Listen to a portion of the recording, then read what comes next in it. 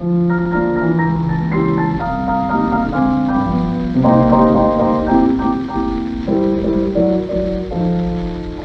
must remember this, a kiss is still a kiss, a sigh is just a sigh. The fundamental things apply as time goes by. And when two lovers woo, they still say I love you, on that you can rely. No matter what the future brings as time goes by. These are just some examples of what she did. And she did this then when she was in high school? Well, private school, which was the first 2 years of high school. She was in a private school. And she did these because she carried this through.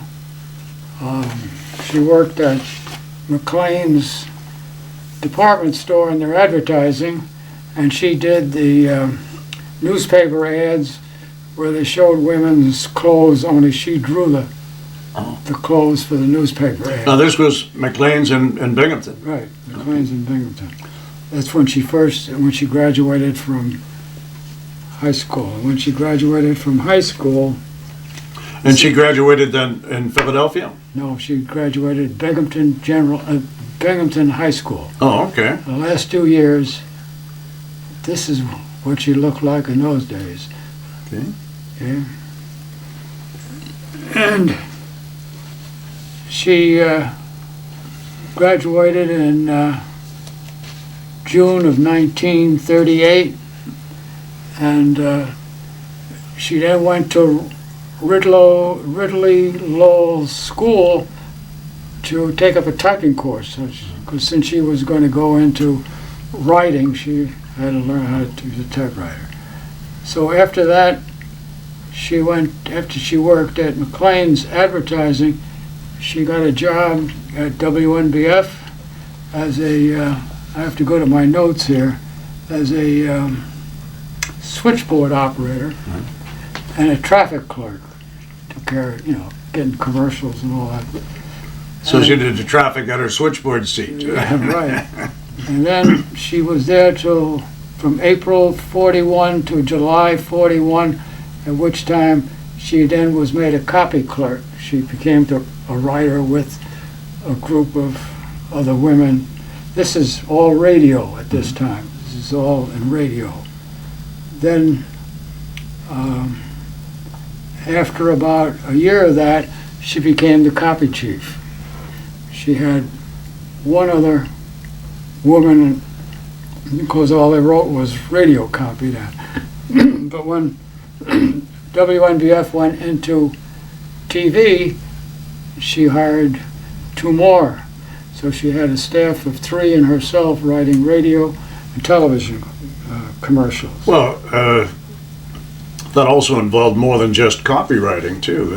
Yeah. Didn't they do the artwork and Oh yeah, that kind of thing? Yeah, it's not only that, she ran the traffic department also, until the traffic department was made a separate department as television grew. But and she also had in her hand promotion. She did all the promotional work. And then while she was doing all this, she wrote, I found a 8-page script. I'll dig that out in a minute.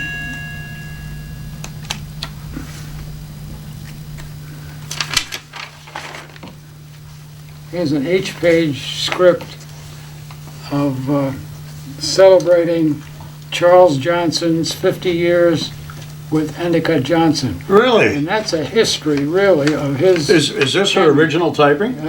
Yeah. Wow. This is just a copy. I have the original. Right, but this was and this 1955. was 55. And Nice typewriter. And Ed Scala was the narrator. Because Wow. you'll see at the end that when they gave the Okay. credits. 20,000 Endicott Johnson workers, thousands of people. Yeah. So, and this is a WNBF radio then, Right, right. celebrating George F.'s Yeah. 50 years. And there were a bunch of tapes, which we haven't been able to find, of the three mayors gave, a little celebration speech. Right. Also, Mrs. Johnson. And then somebody, it's all in there, somebody from either Colgate, I think it was Colgate, was a personal friend of Mr. Johnson, and he gave a little speech, and the head of the Chamber of Commerce did, and they're all in the script, and names and everything. Well, so, wait a minute, so Shirley wrote the script for Mrs. Johnson, or did they No, write their own thing? They did. But she wrote the intro to them, or? Yeah. You will see that every once in a while that she instructed the guy to fade out, and they went into the tape. And she inserted music? Yeah, music. Wait Till the Sun Shines, Nelly? I don't know what the music was. Yeah, well, it's, so it got to fade out the music, here's the announcer, and the announcer was Ed Scalo. Yeah. And at that time, Ed was what, program director at NBF Radio? I think he was beginning to be that, yes, because he was an announcer before that. Right, wow. Oh, that's interesting. So that's an 8-page, and I've offered this script to the Endicott Visitor Center, Uh-huh, which has a lot of stuff of EJ, right. but I haven't heard from him. And the other thing she made was this guide for a copywriter. When she hired women, she handed them this, and this was how to. Well, this is how to write a commercial? How to deal with the I can with hold the that. client, how to deal with the client, and how to deal with the salesman. Okay. Watch the sibilance. Okay. Don't use words that are going to cause the announcer to fumble with it. Yeah. Oh, okay. That's interesting. Check for rules and regulations. Okay. So this is when she was the chief Copywriter. copywriter. Yeah. Yeah. And she eventually became assistant program director. Ed Scalo was the program director. She was his assistant in the last year of her tenure at NBF, which was the year of 55 to 56. So she had quite a lot of background efforts during that whole period of 1941 until 1956. And in 1956, we won't show that one. Also, here's a picture. She apparently did some radio commercials. That's why the microphone's sitting there on radio. Look at that mic, yeah. And you can see she was her younger days. Yeah. Okay. And we also have, this was her office at WNBF Radio and Television. This was an office in a building called the Knickerbocker Skating Rink Building, which is where the Riverwalk is now. And NBF had studios there. It was a roller skating rink. Uh-huh. It was a roller skating rink when NBF had studios there? Or did the studios take over the roller rink? Yeah, took over the roller rink. That's when they left Arlington Hotel and went to that was the second move. Because the third move was to the Sheraton, and then from the Sheraton, where they are today. I was a project engineer at WNBF for 2 years. I left there to become, because I still wanted to be a chief engineer. I didn't want to be, I still had that feeling what I wanted to do. So I went to the station in Florida 6 months before she came there, because I wanted to make sure this was a going thing, as you move to other stations. In those days, you didn't know whether they're going to go out of business or they're going to be on the air. And so she came down and she spent 6 months there with me. And then at the end of that period, we both came back to Binghamton and we put WICZ on the air. Okay. Now Cheryl came to the station. She was the assistant program director. The station hasn't been on the air yet, but they had hired a program guy from a station in Danville, Illinois, which was owned by the Gannett Company, because that's when the Gannett Company bought the station in 19. So she was assistant. Well, I told the story before on my other thing. The first day that we were supposed to go on the air, this guy got stage fright. He stayed home. He was sick. He didn't show up for another 2 or 3 days. So she took over and she put the station on the air. She did the copy, the traffic. She was in charge of the news department, which was only about 2 guys in those days. And also she had announcers to schedule. And So she pretty well ran the entire production area. yeah, the whole day. The only other thing she didn't do was engineering. So that is how she got to WICZ, and she was there until 61, at which time she left and went to work for the Ansco people. She worked for the Ansco people. Let me see here. Okay. Previous to all of this, I married her. When was that? In 1952. Okay. In July 1952. There's a picture. I asked her to marry me on St. Valentine's Day, 1951. That's what went into the newspaper as her story. Okay. And then, of course, this is the only, one and only wedding picture. In 1952. Right. July 24th. You got a little more hair there. Right? Oh, yeah. And that was at the First Congregational Church on Main and Front Street.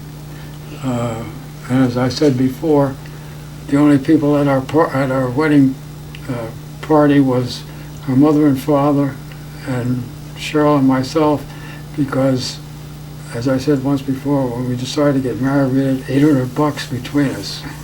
So we didn't have any big deal about it. So she was there until 1961, and she did everything there. She was traffic manager at ICZ when it was first starting. She was the news director until they finally broke the news off. I think you worked at ICZ News. Oh, yeah, but that was in the 70s. Yeah, that was before you got in. They finally broke off the news department because they made a bigger news department, and then they hired a news director, and Cheryl got away from that job, but she still had 11 men under her jurisdiction, and they were the announcers, the sports guy, the director, and Now this was in radio then. no, this is in television. In television? This is ICZ. This is When- all ICZ now. Television went on in 1957. Yeah. And she was there from 57 to 61 doing all these other jobs, and she hired some more women in traffic. She hired more women in do copywriting, and she proofread. By the way, she proofread everything that the girls did. She never got on the air until she proofread them. Wow. She used to bring them home at night like a school teacher. So she had quite a career there, and here's our office at ICZ.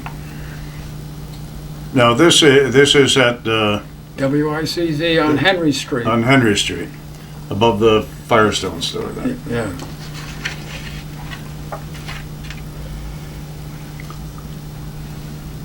Then after she left there, she took a temporary job being a secretary to some guy who was a rep for some industrial thing for about 6 months, because Cheryl never was out of work. She always left from one place, went to the other.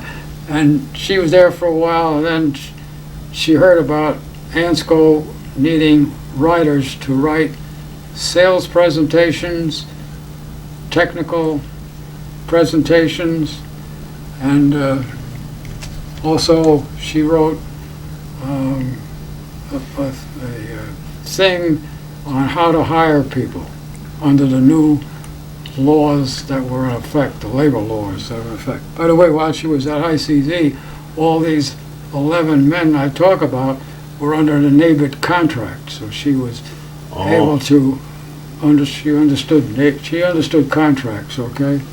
And she knew how to deal with it, and she did a good job at it. So was, just digressing a little bit, did Channel 40 start out with the union? Oh, yeah.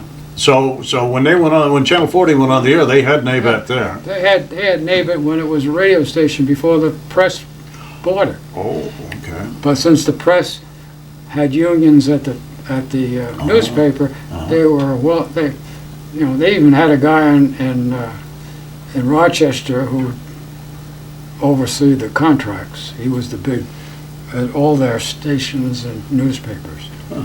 So she was there. The station was. It's always been union ever since it started. Okay. Well, then after that, she went to Ansco, and she, as I said before, she wrote technical manuals. She wrote sales presentations, and she wrote a series of articles and memos on how to hire people, so that the various departments in Ansco would follow this procedure when they were talking about hiring people. But after she'd been there for a couple of weeks, this is, by the way, a picture of her in her office at Ansco. I see. Okay.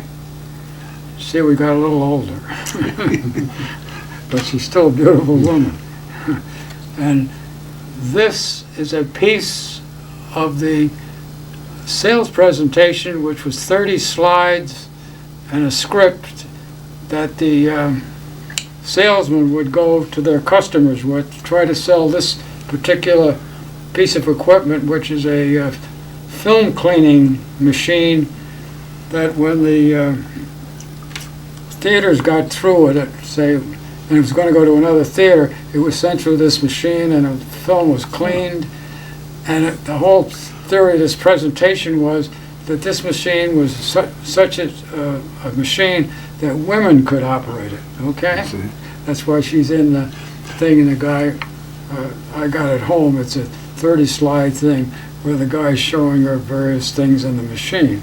She was there for about a couple of years. Then after that, they moved the department to New Jersey, and she wasn't about to go to New Jersey, obviously. Probably because I'm still working here. I'd have to give up my job or whatever. But she didn't. She said she had her stay there. It was interesting, but she didn't know how long she was going to be there. So she then decided, well, what am I going to do now? So she started a little one-woman company called Writing Services, in which she wrote things for clients who needed writing material.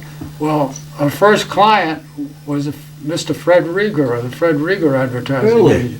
Yeah, he took her on. She was sort of the subcontractor. She wasn't an employee, but and so he got to the point where he figured her talent, and he put her in charge of the Endicott Johnson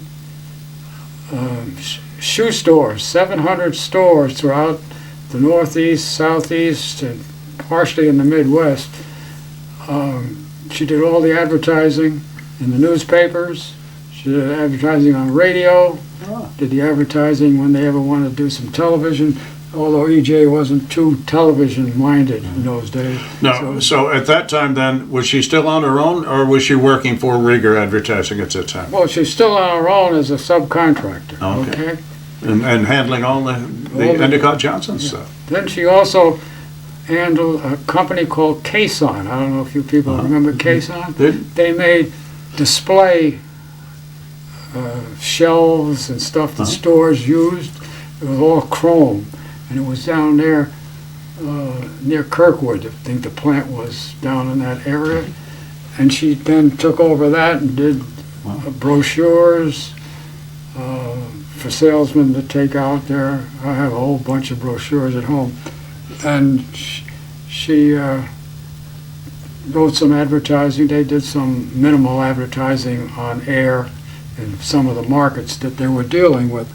They had a plant here and they had a plant down south someplace between the two of them. That was Cason. Then on top of that, Mr. Rieger gave her another account called the Cortland Bank in Cortland.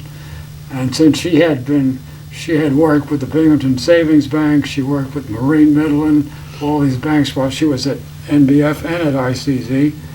So she had the background of how banking advertised, because there were certain federal regulations that you had to be sure of before you start writing stuff and telling people. Of course, today, most of those regulations are either misused or not used at all anymore, as you well can tell when you're looking at advertising. So she was doing all this Yes. alone, or did she have people working for her? She had one assistant.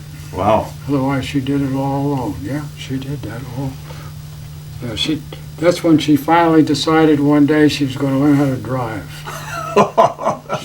She was going to this Endicott, which is down by the office was down where the UE High School is. There's a building there. Yeah. And she used to have to get on a bus. She'd have all this artwork and stuff. And she got a little tired of that and said, I'm going to learn how to drive. I'm going to buy a car so I can drive down. And she did. She went out. Good. She went to Baxter School of Driving because I said, I'm not going to teach you. You're going to get some real expert advice. And so she bought a car and she went to the Endicott. She drove to Cortland. She also had another account with Mr. Rieger called the Ford Homes. Ford Homes was a pre-manufacturing, they had a factory in McDonough up north. They had prefab houses, and they built one of the houses for us. Oh, wow. Which I showed Will. I had pictures of how that went up. That whole house went up in 5 days. Wow. Because all they did was had a crane and put the walls together, and they bolted the walls. That must have been one of the early prefab Oh yeah, it was. jobs. The realtor, when we went to sell the house, said, this is never going to sell because people are going to hear it's prefabbed. Well, that house has been standing there for 30 years. And the prefabs all over the place. There's some out there in Harpersville and other places. But this was the first prefab in this area. And so she handled that account, brochures, mostly brochures and stuff for salespeople to use. So when they went around. So that was her. And she did all this until 1975 when her parents got ill. And she had to spend more time worried about that. She took off for maybe about 6 or 8 weeks. And then she went back to our writing services. Fred Rieger had some small accounts, and I don't remember what they were, that he still let her come back and do it. So she did this until 1980. So she was in the business for about 40 years, which is a long time for anybody. She'd have been there longer, I think, but she finally decided that the world that she lived in was changing, and she wasn't ready to get with it. So she said, "No, that's it. I've had That's it." it. Yeah. So she then became my secretary while I was a consultant for a company called Northwest Broadcasting, which owns 6 stations, including WICZ. And I had to do a monthly report to the president of the company, and she did the typing. not only the typing, I give her the rough draft, and she corrected all my grammar. Made it look good, then. Oh, yes. It was a perfect report. In fact, the president said to me one day, did you take a business course? I said, no, that's my wife's work. I didn't do that. I said, I never did a business course. So that's fundamentally what the history of Cheryl and her contributions to the television and advertising world in Binghamton, New York.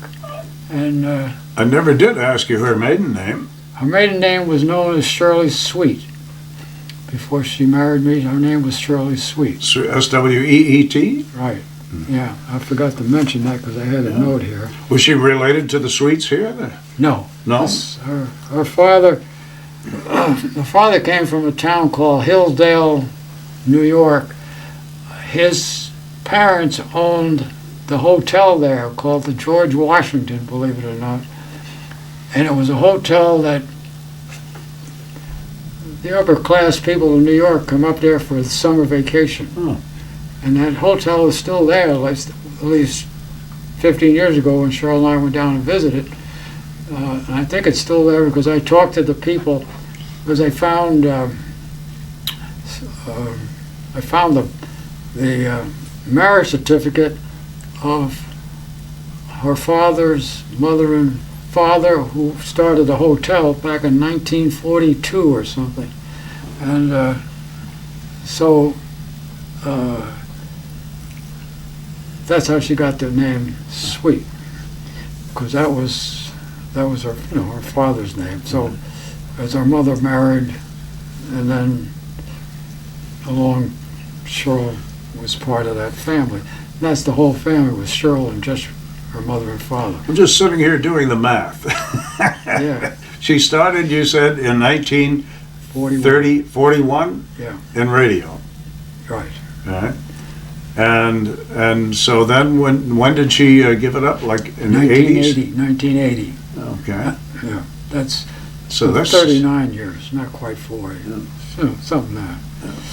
Yeah, she did all that And time. how long were you married? We were married almost 60 years. Wow. Yeah. No, we both had 2 careers and we followed it. Yeah. And we made a pact that we weren't going to have any kids because we didn't think we could take care of them properly. We were going to have these careers that, we worked a lot of hours. Yeah. Sometimes, 14, 15 hours a day sometimes. Yeah.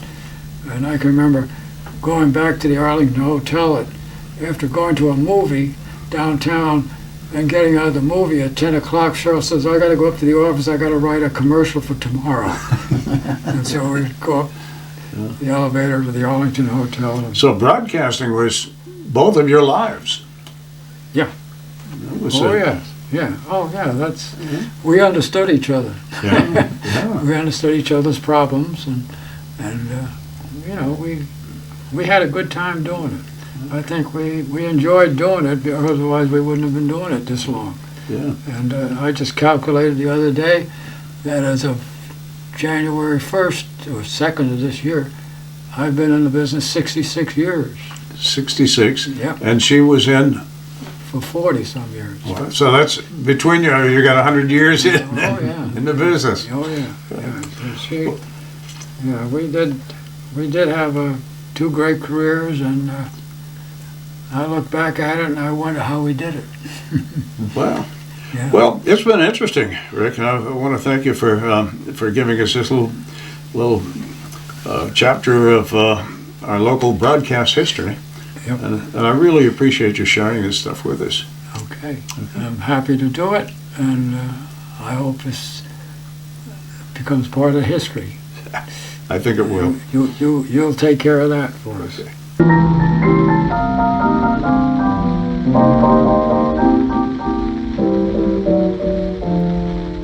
You must remember this.